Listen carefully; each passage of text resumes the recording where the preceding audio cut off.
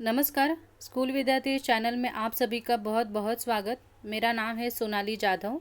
School विद्यार्थी ये channel खास करके हमने स्कूल गोइंग स्टूडेंट्स और उनके पेरेंट्स के लिए बनाया है ताकि उनको पढ़ने में थोड़ी हेल्प हो जाए। आज हम देखने वाले हैं स्टैंडर्ड 10th, सब्जेक्ट है मराठी, बोर्ड है महाराष्ट्र, ईयर है 2020।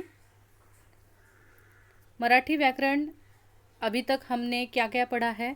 तो हमने वाक्य प्रचार देखे हैं, उसके बाद में हमने वाक्य के प्रकार देखे, उसके बाद में हमने वाक्य रूपांतर ये चीज़ देखी। तो 3 टॉपिक हमारे हो चुके हैं। अभी जो इम्पोर्टंट टॉपिक है वो है शब्द समूहाबद्दल एक शब्द।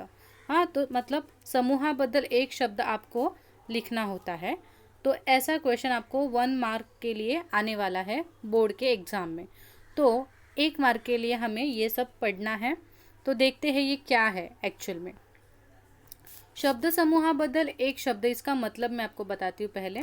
इसका मतलब ये होता है कि कभी कभी हम लोग बहुत सारे शब्द का उच्चार या फिर बहुत लंबा चौड़ा एक वाक्य बोलने से अच्छा हम लोग एक सिंपल एक शब्द बोल देते हैं। ठीक है।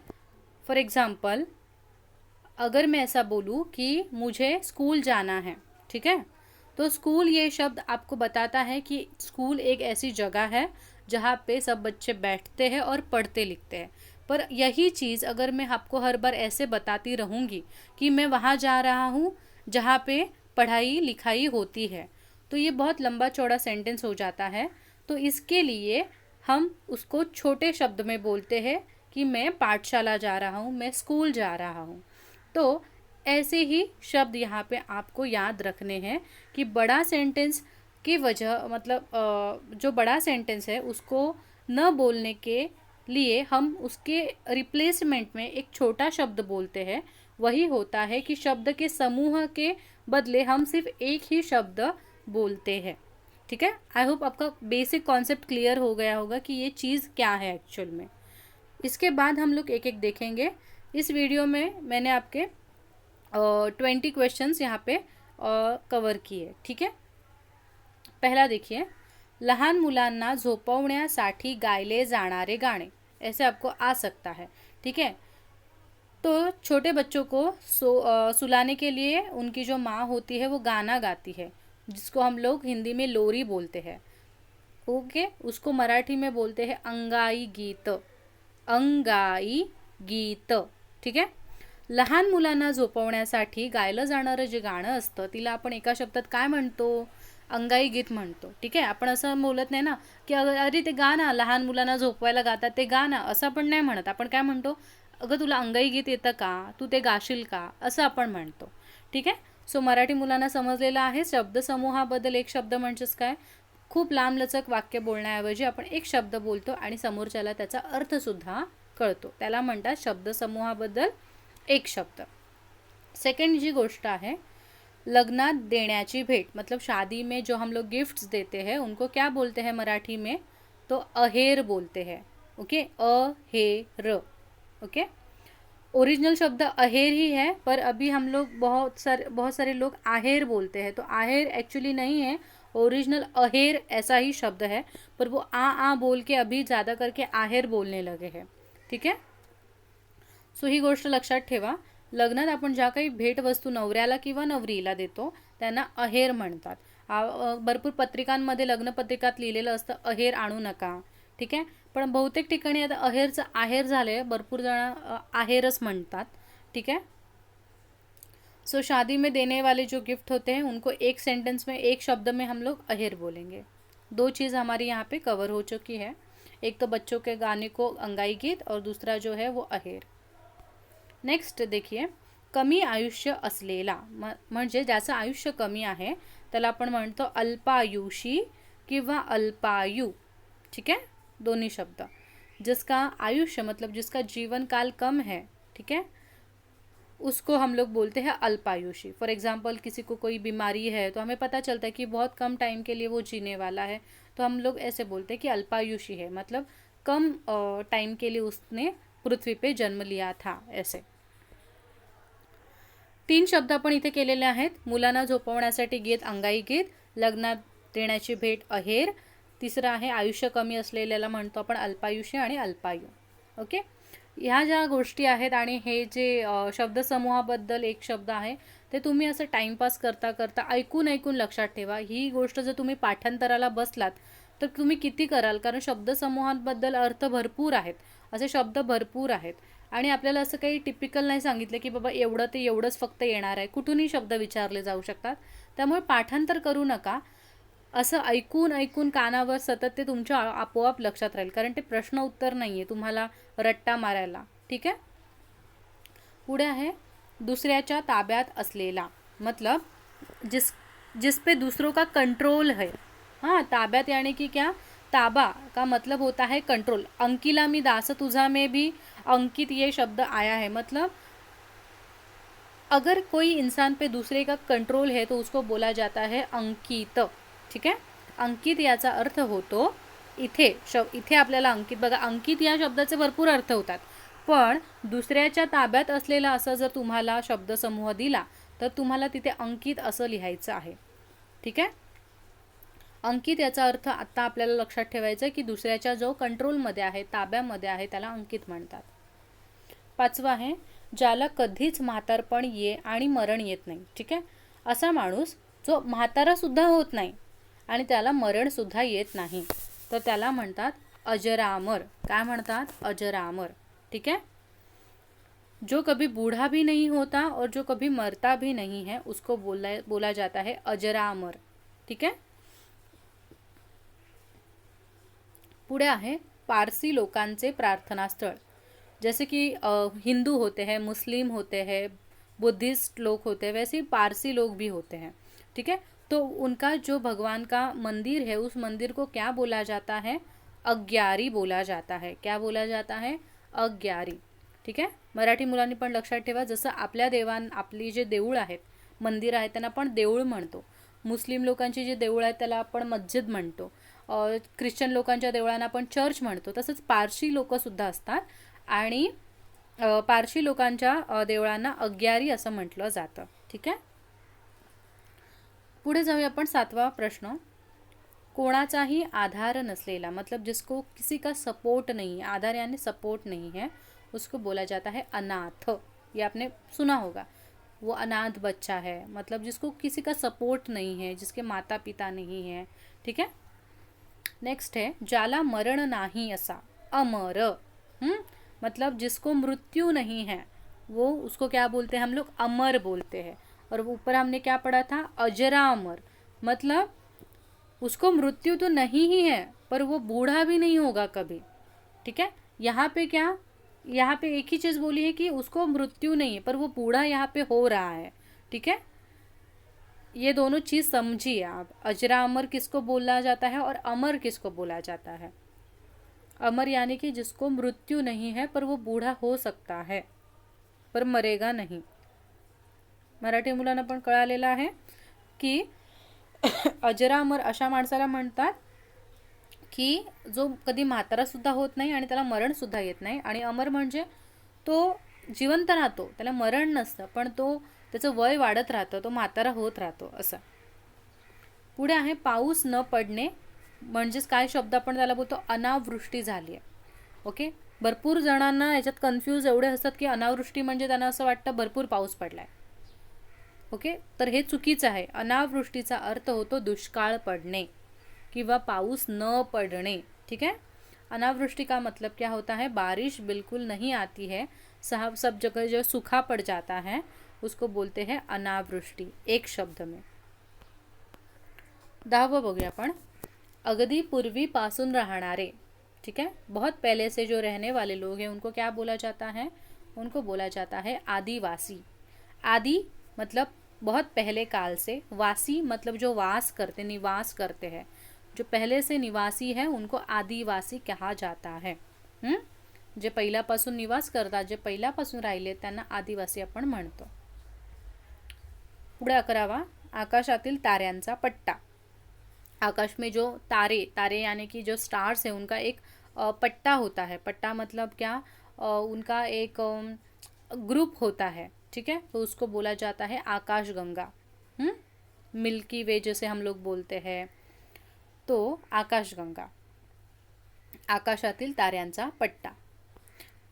12, आपली हकीकत स्वतः सांगणे, मतलब खुद की बात खुद ही बताना, इसको बोलते हैं आत्मवृत्त। जैसे कि हम लोग निबंध में देखते कि नहीं, झाडाचे आत्मवृत्त, पुस्तकाचे आत्मवृत्त, मतलब जैसे कि वो ही खुद के बारे में खुद बता रहा है, इस तरह से हमें वो निबंध लिखना होता है। ठीक आहे. सो आपली हकीकत स्वतः सांगण्याचा अर्थ काय होतो, आत्मवृत्त, म्हणजे स्वतःची गोष्ट, स्वतःचं दुःख, स्वतःची गोष्ट आपण स्वतःच्या शब्दात सांगतो. जसं की मी छत्री बोलतेय, मला पावसात भिजायला आवडतं, अशा सगळ्या ज्या गोष्टी असतात त्या असतात आपला आत्मवृत्त. ठीक आहे. पुढे जाऊया 13वा, पूर्वी कधीच न पाहिलेले, त्याला म्हणतात अपूर्व. जो पहले कभी नहीं आपने देखा है तो उसको जब आप देखोगे तो आप बोलोगे अपूर्व. आगे है देवलोकातील स्त्रिया. जैसे कि हमारे भारत में हिंदू संस्कृति में ऐसे बोला जाता है स्वर्ग होता है, हाँ हेवन होता है, तो स्वर्ग में जो स्त्रियाएं होती है जो खूबसूरत, इनको क्या बोला जाता है, एक शब्द में अप्सरा बोला जाता है. क्या बोला जाता है, अप्सरा. ओके. आपल्या स्वर्गामध्ये राहणाऱ्या ज्या स्त्रिया आहेत त्यांना अप्सरा म्हटलं जातं. तुम्ही आपल्या पौराणिक कथांमध्ये, रामायण, महाभारत किंवा असं देवदेवांच्या गोष्टींमध्ये अप्सरा हा शब्द ऐकला असेल. ठीक है, तो लक्षात ठेवा. पुढे आहे 15, समझण्यास कठिन, मतलब जिसको समझना बहुत ही कठिन है उसको हम लोग कैसे बोलेंगे, अनाकलनीय. मतलब ये चीज़ तो अनाकलनीय है, मतलब मुझे उसका आकलन ही नहीं हो पा रहा है, मुझे वो समझ में ही नहीं आ रही है. ठीक है. तो आप बच्चों के लिए भी कोई एक सब्जेक्ट होता है जो आपको कितना भी कोशिश करे समझ में ही नहीं आता, कोई फॉर्मूला है समझ में ही नहीं आता, तो आप उसको बोल सकते हो कि ये मेरे लिए अनाकलनीय है. ओके. सो बेसिकली अनाकलनीय म्हणजेच काय, समजण्यासाठी आपल्याला अतिशय कठीण असं, खूप बुद्धीला जोर द्यावा लागतो तरी समजत नाही, त्याला म्हणतो आपण अनाकलनीय. आकलन ज्याचं होत नाही अशी गोष्ट.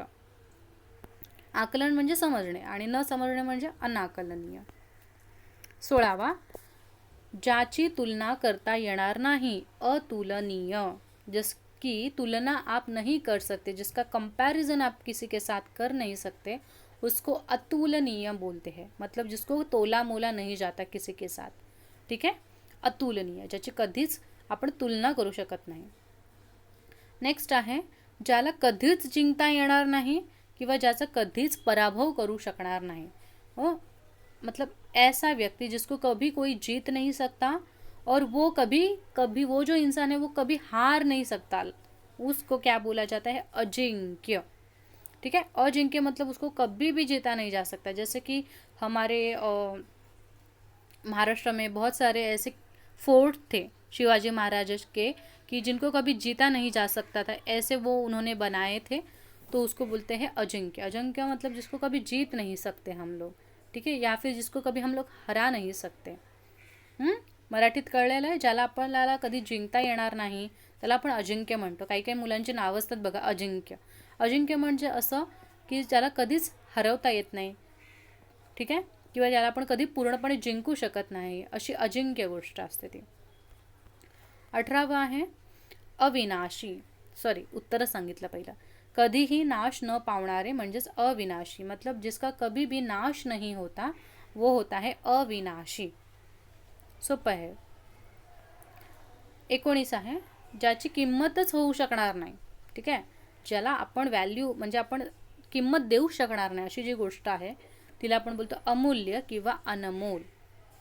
ठीक आहे. आपल्या आयुष्यात खूप साऱ्या अशा फिलिंग्स असतात, भावना असतात जे आपण पैशात तोलू मोलू शकत नाही. ठीक आहे, म्हणजे आपण बोलतो ना त्या तर अमूल्य आहेत, अनमोल आहेत, पैशांनी आपण त्याची किंमत करू शकत नाही, त्यांना म्हणतो आपण अमूल्य किंवा अनमोल. जिसको हम लोग पैसे में कभी काउंट नहीं कर सकते उसको बोला जाता है अनमोल. 20 और लास्ट, 75व्या वाढदिवसाचा उत्सव. 75 का मतलब होता है 75. जिनका 75 ईयर बर्थडे सेलिब्रेट होता है, वाढदिवस यानी बर्थडे, हाँ, तो उस बर्थडे को क्या बोला जाता है, अमृत महोत्सव. क्या बोला जाता है, अमृत महोत्सव. ओके. ज्यांचा 75 म्हणजे 75वा वाढदिवस ज्यांचा साजरा केला जातो तर त्या वाढदिवसाला अमृत महोत्सव साजरा केला असं आपण म्हणतो मराठीत. तर ही गोष्ट लक्षात ठेवा. ते गोल्डन जुबली वगैरे म्हणतो की नाही, तसंच हे आहे. 75. 75 is equal to Amrit Mahotsav असं लक्षात ठेवा. सो अशा प्रकारे आपण ही 20 जे आहेत शब्दसमूहाबद्दल एक शब्द ते आपण वाचलेले आहेत. आपण पटकन एक छोटासा रिकॅप करूया जेणेकरून तुम्हाला पण कळेल की तुमच्या लक्षात आहे की नाही, आणि विसरला असेल तर पटकन लक्षात राहील. पहिला, लहान मुलांना झोपवण्यासाठी गायले जाणारे गाणे, अंगाई गीत, लग्नात देण्याची भेट, अहेर, कमी आयुष्य असलेला, अल्पायुषी किंवा अल्पायू, दुसऱ्याच्या ताब्यात असलेला, अंकित, ज्याला कधीच म्हातारपण नाही आणि मरण नाही असा अजरामर, पारशी लोकांचे प्रार्थनास्थळ अग्यारी, कोणाचाही आधार नसलेला अनाथ, ज्याला मरण नाही अमर, पाऊस न पडणे अनावृष्टी, अगदी पूर्वीपासून राहणारे आदिवासी, आकाशातील ताऱ्यांचा पट्टा आकाशगंगा, आपली हकीकत स्वतःच सांगणे आत्मवृत्त, पूर्वी कधीच न पाहिलेले अपूर्व, देवलोकातील स्त्रिया अप्सरा, समजण्यास कठीण अनाकलनीय,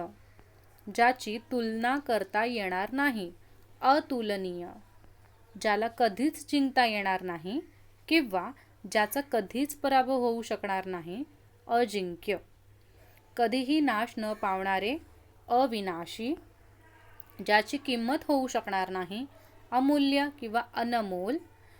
20. 75व्या वाढदिवसाचा उत्सव अमृत महोत्सव. ओके, सो अशा प्रकारे आपले झालेले आहेत 20 शब्द. बघा, टाईमपास करता करता तुम्हाला 20 शब्द व्यवस्थित लक्षात राहिले आहेत. असेच शब्द आपण लक्षात ठेवूया जेणेकरून आपला पूर्ण जो हा शब्दसमूहाचा जो आहे प्रश्न तो आरामात आणि सोप्या पद्धतीने संपून जाईल. ठीक है. अगर आपको ये वीडियो अच्छी लगी होगी, आपको इससे कुछ सीखने को मिला होगा, तो प्लीज़ वीडियो को लाइक करने के लिए मत भूलिए.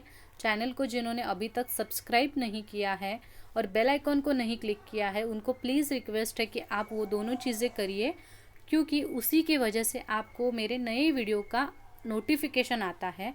और ये इम्पोर्टेंट्स वीडियो है 10th के बच्चों के लिए, क्योंकि उनको वो चीज़ें अगर जल्दी मिलती है तो थोड़ा बच्चे जल्दी से शुरुआत करते हैं. तो इसके लिए आप यहाँ से सब्सक्राइब कीजिए, बेल आइकॉन को क्लिक कीजिए, ताकि आप छोटी छोटी ये चीज़ें हैं जो इम्पोर्टेंट है हमारे स्टडी के लिए वो आप मिस ना करें. और आपका बहुत बहुत प्यार मिलता है कमेंट्स में, आपके सजेशंस आते हैं, तो उसके लिए बहुत बहुत धन्यवाद. Thank you so much. अगर कोई आपका डाउट होगा तो आप ज़रूर कमेंट सेक्शन में जाइए और कमेंट कीजिए. वहाँ पे मैं सभी को रिप्लाई देती हूँ. आपके कोई डाउट्स होंगे उसको भी सॉल्व करती हूँ, उधर आंसर लिख के आपको देती हूँ. तो आप उसका फ़ायदा उठाइए उस चीज़ का. और मिलते हैं नए वीडियो के साथ. तब तक के लिए धन्यवाद.